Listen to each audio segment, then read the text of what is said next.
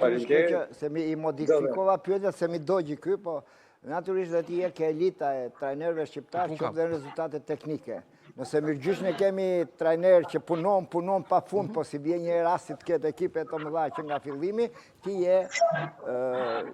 ke dhe një fat të madh, ke një president për mua, me një personalitet sportiv dhe njerëzor të jashtëzakonshëm. Dhe kjo dyshe më gëzon që vini pas mbarimit të dënimit. Vetëm pak për humor, ai mozaiku mbrapa më duke sikur është nga qilimat e lumës, më duke si trajneri Kuksi se sa I Skënderbeut. Me atë qilimin mbrapa, me atë mozaikun mbrapa. Si gazetar që je gjithmonë ke qef gazmosh.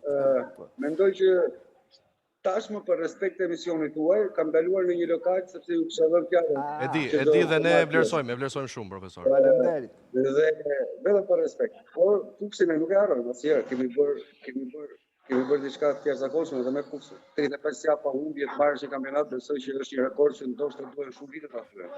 E qartë. Mirë, po, edhe një pyetje Skerdi Laj Sulozej që e fundit për ta mbyllur. Suksese. Shumurime për këtë arritje goxha të vlefshme që pate. Unë nuk e kisha pyetur, e kisha vetëm konstatim.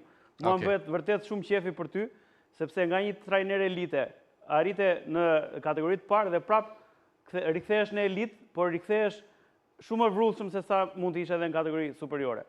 Dhe kjo është një vlerë e jotja sepse kapiten të anijeve nuk e braktisin anije siç bëre edhe ti gjatë këtij sezoni. Dhe për këtë je një lloj si Buffoni dhe si Del Piero që se braktisën Juve në kohën e vështirë. Kështu që shumë urime dhe mbare mirë në vijim.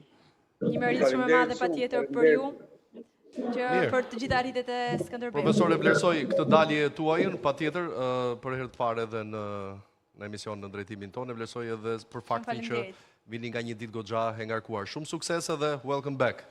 Sa më shumë suksese. Faleminderit, profesor. Faleminderit, natën e mirë. Faleminderit Juve.